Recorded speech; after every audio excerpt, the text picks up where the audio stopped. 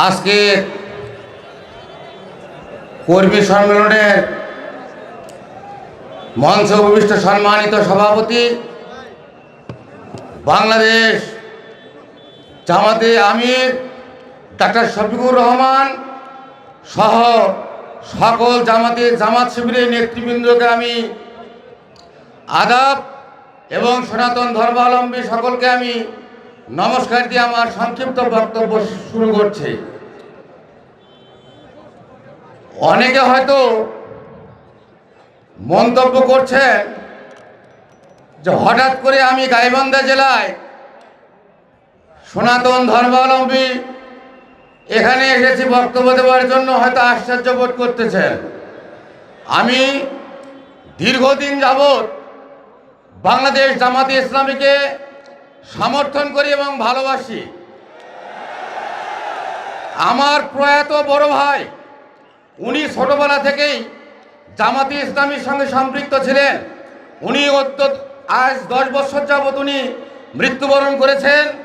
তার পরবর্তী হালটা আমি ধরে আছি এই জামাতে ইসলামীকে। আমরা হিন্দু সম্প্রদায়ের ব্রাহ্মণ পরিবারের সন্তান। আমার নাম শ্রী মিলন চন্দ্র ভট্টাচার্য, ব্রাকেটে ঠাকুর। আমি গাইবান্ধা জেলা পলাশবাড়ী উপজেলার 4 নং বরিশাল ইউনিয়নের বাসুদেবপুর সার্বজনীন দুর্গা মন্দিরের বর্তমান কর্তব্যরত পুরোহিত। এবং সাগাটা ফুলছড়ি উপজেলার যারা এসেছেন, আমি 2008 সাল থেকে 11 সালের 11ই নভেম্বর পর্যন্ত ভরতখালী কালী মন্দিরের পুরোহিত ছিলাম। আমি দীর্ঘদিন রাজনীতির সঙ্গে আমি জড়িত। আমার ইউনিয়নের আপনারা জানেন সে 2014 সালে আমাদের বর্তমান 4 নং বরিশাল ইউনিয়নের জামাতে আমির শামীম প্রধান ভাই, তার সঙ্গে আমি একসঙ্গে জামাতে ইসলামী কাজ করি। শুধু এই কাজ করতে গিয়ে আমি আওয়ামী লীগের চেয়ারম্যানের হাতে নির্যাতিত এবং এখন পর্যন্ত আমি গাইবান্ধার কোর্টে আমাকে হাজিরা দিতে হয় এবং আমি 4 দিন জেল কেটেছি। এটাই আমার পরিচয়। এখন আজকে আমি কেন জামাতে ইসলামীকে ভালোবাসি এটা তো আপনাদের শোনা দরকার। আমি একটি জিনিস জানি যে আমরা হইলাম ধর্মযাজক। যাদের মধ্যে ধর্ম জ্ঞান বিবেক বুদ্ধি আছে তারা কখনোই অন্যায় অবিচারে যেতে পারে না। এই জন্যই আমি ধর্মীয় সংগঠনকে প্রাধান্য দিয়ে আমার বংশধরকে আগামীতে এই ধর্মপরায়ণ জামাতে ইসলামীকে সমর্থন করার জন্য আমি বারংবার আহ্বান করে যাই। আমি গাইবান্ধা জেলার সনাতন ধর্মাবলম্বী সকল হিন্দু সম্প্রদায়কে জাগ্রত হওয়ার জন্য আহ্বান করছি। ইতিপূর্বে আপনারা যে একটা ইতস্তত ভোট করতেন, হয়তোবা জামাতে ইসলামীতে আপনারা ভোট দিতে চাইতেন, দলে যাইতে চাইতেন, কিন্তু অনেকে বিশ্বাস করতো না যে এরা সবাই আওয়ামী লীগ। কিন্তু আজ কিন্তু সেই দিন আর নেই। আওয়ামী লীগ 1971 সালের পর থেকে আমাদেরকে শুধু নির্যাতনে ব্যবহার করেছে, কিন্তু কোনো হিন্দু কিন্তু আওয়ামী লীগের কাছে থেকে কিছু পায় নাই। এই আওয়ামী লীগ আমাদের ঘরে বন্দুক ফুটাইয়া তারা এই দেশের অর্থ লুট করে বাইরে নিয়ে গেছে। আর আমরা হিন্দু সনাতন ধর্মাবলম্বী যারা, তারা আছি একদম নির্যাতিত অবস্থায়। আপনারা জানেন, আমি হিন্দু সনাতন ধর্মাবলম্বীকে অবগত করতে চাই, এতই যদি আমাদের হিন্দু সম্প্রদায়কে আওয়ামী লীগ ভালোবেসে থাকে, এই 2014 থেকে 17 সাল পর্যন্ত অর্ধ শতাধিক মন্দিরের পুরোহিতকে হত্যা করা হয়েছে। আপনারা কয়জন পুরোহিতের বিচার চেয়েছেন?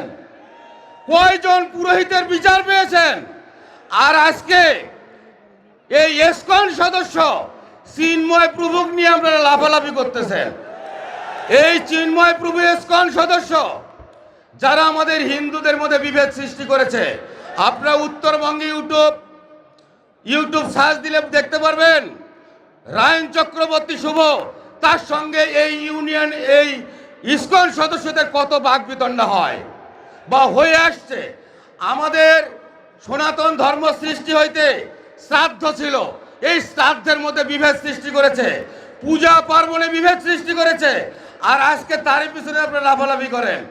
আর যারা হিন্দু সম্প্রদায়ের পুরোহিত ব্রাহ্মণ মারা গেল, তা নিয়ে তো আপনারা কোনোদিন আন্দোলন করেন নাই। আমি আপনাদেরকে সচেতন করতে চাই, এখন আর আওয়ামী লীগ নেই। আপনারা দেখেছেন গত দুর্গাপূজা তথা 5ই আগস্টের পর যেভাবে এই বাংলাদেশ জামাতে ইসলামী আমাদের হিন্দুদের নিরাপত্তার জন্য এগিয়ে এসছে, আমি তো মনে করি 100 বছরেও কোন দল হিন্দুদের জন্য এইভাবে নিরাপত্তা দিতে পারে নাই। এই দৃষ্টিকোণে ইতিপূর্বে আমাদের পূজা পার্বণ ধর্মীয় অনুষ্ঠান করতে গিয়ে পুলিশের অনুমতি নিতে হয়েছে, পুলিশ পাহারা দিতে হয়েছে। এইবার আমাদের কোনো মন্দিরে পুলিশের প্রয়োজন হয় নাই। আমি চাই যে আজীবন আমাদের বাংলাদেশের জামাতে আমির ডক্টর শফিকুর রহমান, আমি মনে করি উনি সম্ভাব্য প্রধানমন্ত্রী। উনি যদি এই দেশের দায়িত্ব পেয়ে যায়, আমরা আজীবনের জন্য কোনো নির্যাতিত হব না। আমাদের কোনো ধর্ম অনুষ্ঠান করতে গিয়ে কোনো পুলিশ নিরাপত্তার প্রয়োজন হবে না। আসুন আমরা দল মত ধর্ম বর্ণ নির্বিশেষে এই 5টি বছরের জন্য ডক্টর শফিকুর রহমানকে আমরা প্রধানমন্ত্রী করে বাংলাদেশকে বিশ্বের মধ্যে একটা মডেল দেশে রূপান্তরিত করব। এই বলিয়ে আমি আমার সংক্ষিপ্ত বক্তব্য শেষ করছি।